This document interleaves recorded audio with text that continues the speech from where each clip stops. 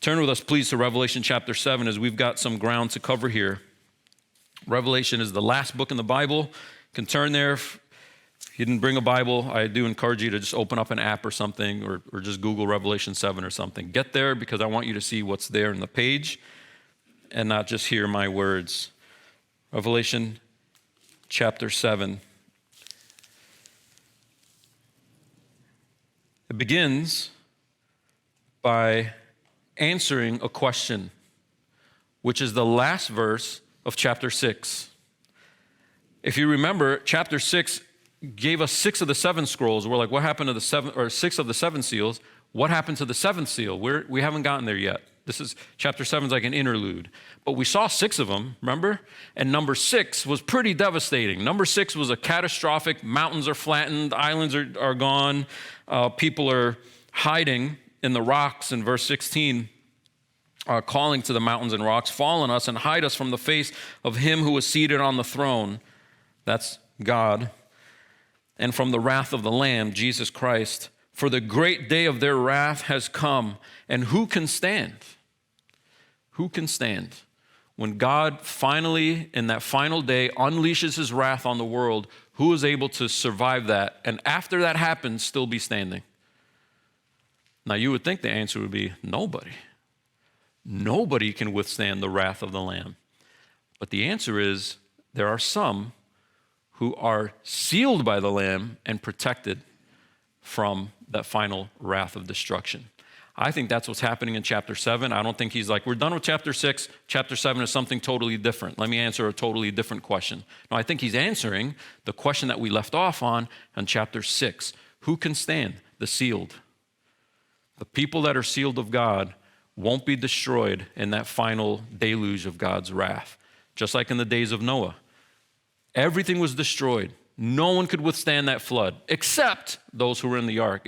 That was a preview of the final thing. Look with me just the first 3 verses. John writes, after this I saw 4 angels standing at the 4 corners of the earth, holding back the 4 winds of the earth, that no wind might blow on earth or sea or against any tree.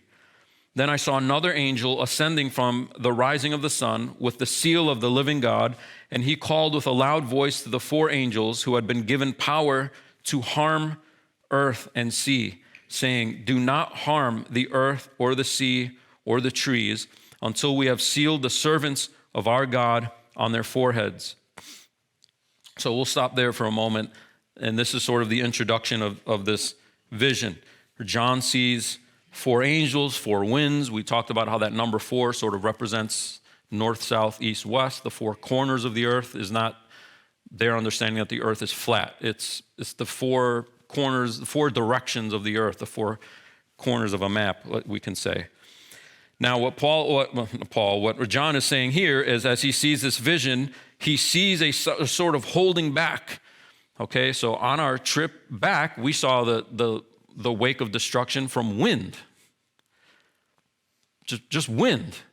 And there's buildings that are falling apart. There's pieces of building in the street. Okay, so you all know, and a lot of us got a fresh taste, at least in the news, of what wind can do. So it's symbolic of destruction.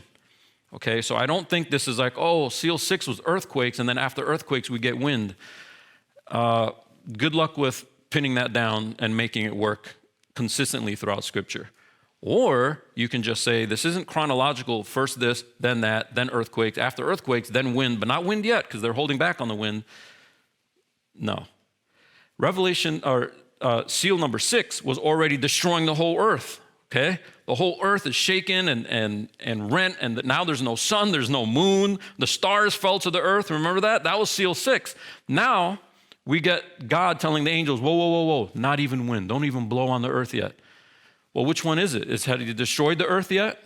Or are we kind of going back a little bit and going, before that final thing, it's being held off. The final destruction of the earth is being held back. The angels are ready to do it. They're ready. And God hasn't given them the permission yet, okay? They're on the start, and they're in the starting blocks, and he's like, not yet. Why not yet? I'm still bringing in the sealed. I'm still sealing people on their foreheads, and I haven't brought in the full amount of people yet into my kingdom. And when I've stamped that last person, then we unleash the final thing. Okay? So, we don't have to take it in chronological order. I think we get all kinds of confused. And while you've been a Christian for 30 years and you still feel like you can't do devotions and revelation, your system isn't working. The timelines and the charts, they're so crazy and confusing. Honestly, I think that's holding us back from benefiting from the book of Revelation oftentimes.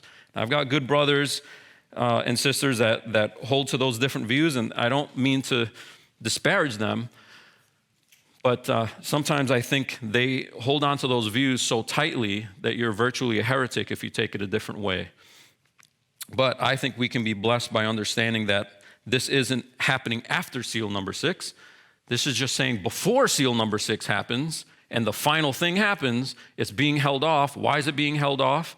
Because God is bringing in his remnant. He's bringing in his people, okay? Those that are sealed, those that are protected, those who will stand in the end, all right?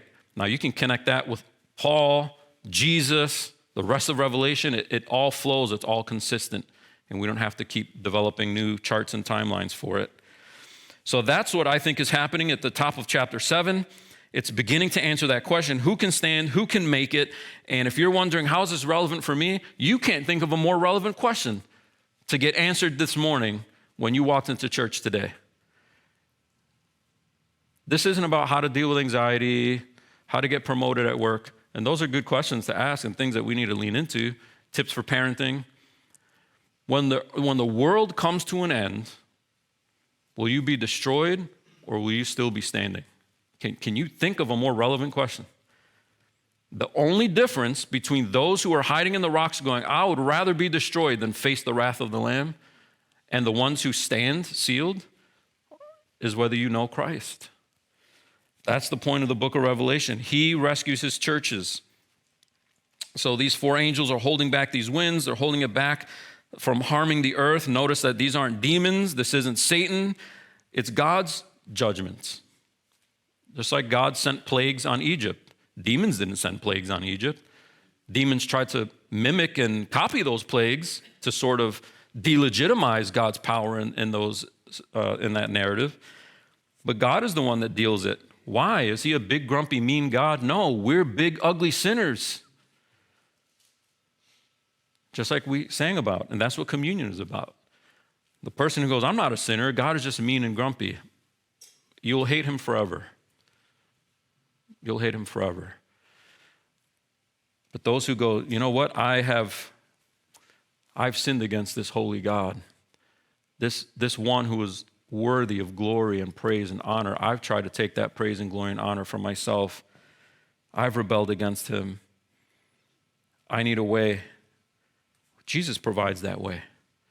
It's the seal that he offers now before the end. While the winds are being held off, he's bringing people into the ark, right? And so the opportunity is now, and he offers that opportunity through Jesus Christ. He says he's holding off the winds, verse 3, to protect or to keep bringing in the sealed servants of God, sealed on their foreheads. Okay, so they wear the stamp, if you will, the seal on their heads of God's protection. It's God's name.